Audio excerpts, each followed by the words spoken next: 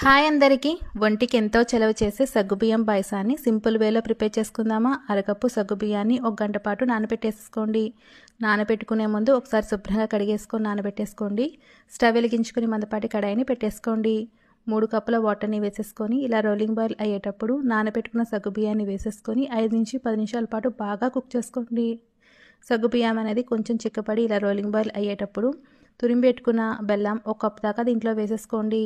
బెల్లం అనేది పూర్తిగా కరిగిపోయి దీంట్లో అంతా బాగా మిక్స్ అయిపోయే వరకు బాగా కుక్ చేసుకోవాలండి. దీంట్లోని యాలకుల పొడి వేసేసుకొని స్టవ్ అనేది ఆఫ్ చేసేసుకొని పక్కకు తీసేసుకోవాలి. వేరొక బాండీలో నెయ్యి, జీడిపప్పు పలుకుల్ని వేసేసుకొని బాగా ఫ్రై చేసుకోండి. ఇప్పుడు వీటిని పక్కన పెట్టేసేసుకొని ముందుగా కలిపెట్టుకున్న సగ్గుబియ్యంలో 2 కప్పుల దాకా చిక్కటి పాలను వేసేసుకొని మిక్స్ చేసేసుకోండి. ఫైనల్గా దీంట్లో జీడిపప్పు పలుకుల్ని కూడా వేసేసుకొని వేడివేడిగా సర్వ్ చేసుకున్నా బాగుంటుందండి. చల్లారనిచ్చేసి ఫ్రిడ్జ్లో పెట్టుకొని తాగినా కూడా సూపర్గా ఉంటుంది.